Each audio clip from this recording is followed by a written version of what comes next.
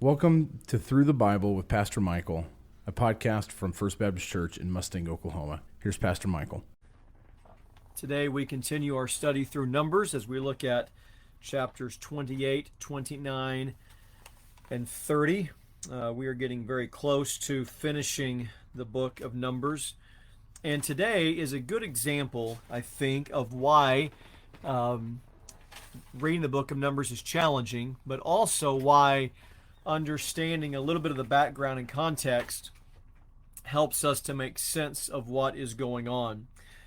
So let's jump into it today here. 5 observations, Numbers 28 through 30. Number 1, the information on offerings is reiterated after nearly 40 years. So as you're reading this, you start to think to yourself, we've already heard most of this, right? We've already seen most of this, and we have. In chapter 28, 1 to 8, it's reiterating what was in Exodus 29. In Numbers 28, 16 and following, it reiterates Leviticus 23. At the end of chapter 28, it's again reiterating from Leviticus 23, 18. The beginning of Numbers 29 is Leviticus 23, 23 to 25. And then Numbers 29, verse 7 is still from Leviticus 23. The next part on the offerings for the Feast of Booths is from Leviticus 23 again. And so there is a reiteration of all of these things. But remember, we're nearly 40 years later. And so we had the generation in the wilderness given their laws, given their information on sacrifice. They have died out in the wilderness. We now have the younger generation just on the precipice of moving into the promised land. And so we reiterate what was given to the people. Number 2, there are newly revealed sacrifices for Sabbath offerings. Chapter 28, verse 9, this is something new for their generation. A third observation is there are newly revealed sacrifices for monthly offerings. Chapter 28, verses 11 to 15. While most of this chapter is reiterating from Leviticus, these 2 sections are new for them. And so as you're reading chapter 28, you're reading, and chapter 29 too, 28 and 29 both, are largely reiterating what had already been given to the people nearly 40 years ago. But there are new offerings explained about the Sabbath and monthly offerings as well. Then a fourth observation is there is a reminder that vows made to God are to be kept. We see that at the beginning of chapter 30. If a man vows a vow to the Lord or swears an oath to bind himself by a pledge, he shall not break his word. He shall do according to all that proceeds out of his mouth. And so there's this reminder that we are to be honest and to be people who keep our word.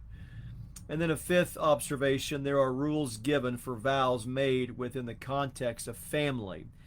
So the rest of chapter 30 describes how in the context of a family, with a father and then with a husband, how vows are to be regarded. All right?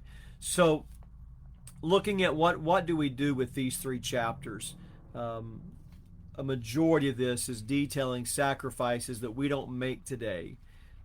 Most of our 3 chapters we've read today are very specific details that have been done away with because Christ fully fulfilled the law, and Christ was that perfect sacrifice. So let's look at a few things I think that are worth considering for us today. Number 1, people need to be reminded of expectations. That's a good application for us today, to be reminded of that. It'd be great if we thought to ourselves we could tell people one time and that was it forever. But the reality of it is, in any kind of leadership, people need to be reminded of the expectations. That's true if you're teaching the Bible. That's true if you're raising children. That's true if you are in a place of responsibility or authority in a job. People need to be reminded of expectations. And the Lord does that with the people here. He gave them his word 40 years ago, and now he reiterates his word because people need to be reminded of that. Sometimes people read the Bible and think, oh, it's so repetitive. It just always talks about the same things. But there's a reason for that, and that reason is that you and I need to be reminded all the time of the things that matter the most, or else we tend to forget it, or if not forget it mentally, at least we act as though we're not aware of it. Our lives, our actions, our thoughts can be so quickly prone to wander astray. And so people need to be reminded of expectations. Number two, offering worship teaches us to surrender to the Lord.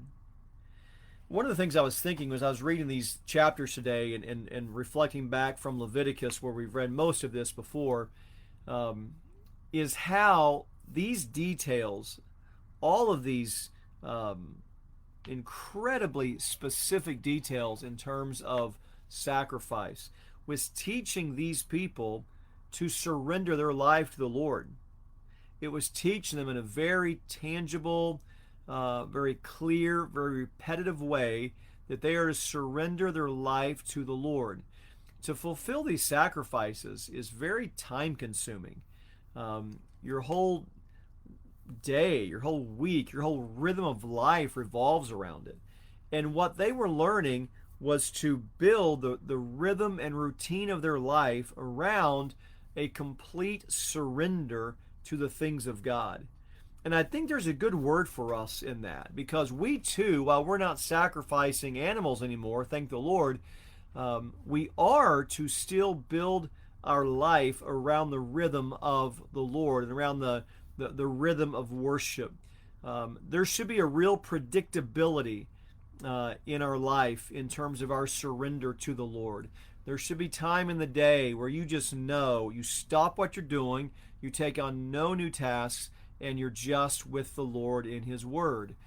There should be time in your week where you just know, this is when I gather for Bible study, or when I gather with maybe a small group of believers for discipleship. There should be time every Lord's Day where you just know, this is Sunday morning. And Sunday morning is set aside. Worship on Sunday is not something we do occasionally. It's not something we do when it's convenient. It's not something we do just because we feel guilty. It's not something we do just because we're trying to get something from the Lord and bargain with Him. This is a part of the rhythm of our life, that every Lord's Day, every 7 days, we've got a time where everything revolves around the priority of gathering for worship, not where we try to fit worship in the cracks of our schedule where it can.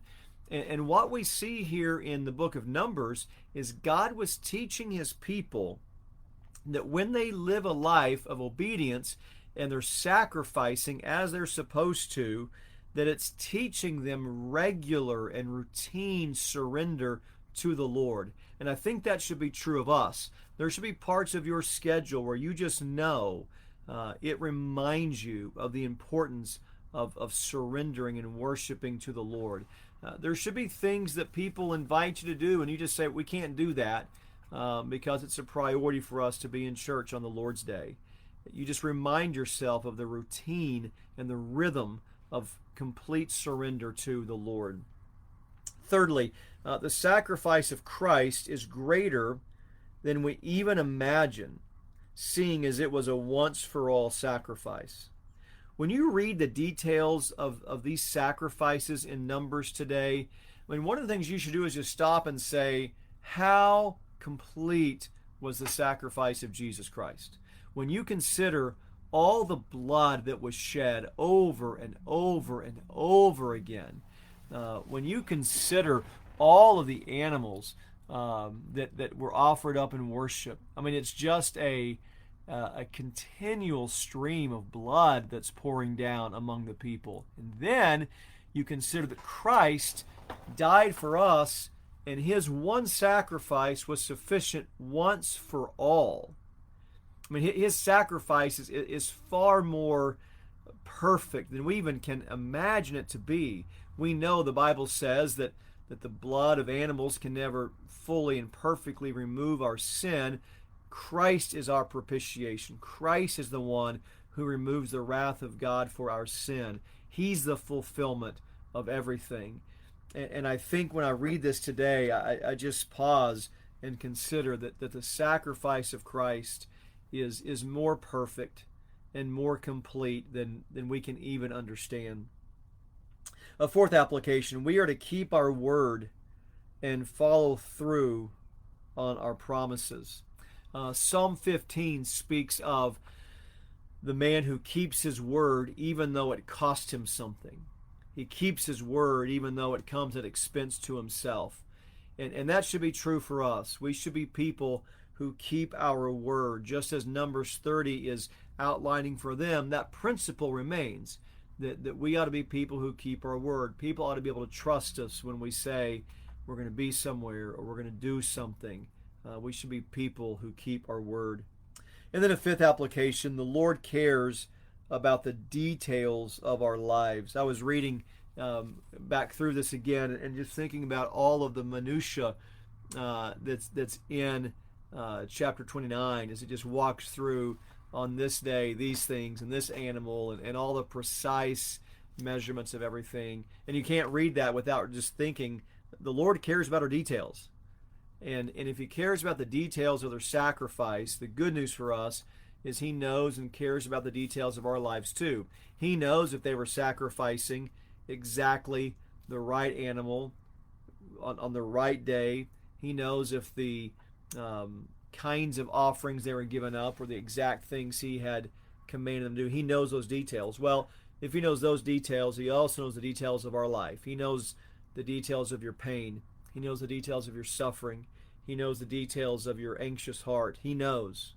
And to me, it's just comforting to know that if the Lord is that concerned about details or sacrifice, it's because he knows the details. And knowing that, I think, is an encouragement to us to remember he's watching over us. He cares for us. He's protecting us. He knows what you're experiencing. He knows your needs. He knows what you're going through. He knows the details of your life. And then Psalm 36 today, my summary is this: pray for humility to be present in us and avoid living as those who have no fear of the Lord. Psalm 36 speaks of those who lie awake at night in their bed, plotting and scheming, and there are those who have no fear of the Lord. But instead of having a foothold of arrogance, the psalmist says, we should have humility in our life, walking in the fear of the Lord, surrendering our life to him, and praying for us and for those around us that we would live in obedience to him. All right, Numbers 28, 29, and 30. It's a bit challenging reading, but hopefully these observations and applications will at least help you to see why they're there, and even, I pray, some helpful takeaways for you today. I hope that's an encouragement to you.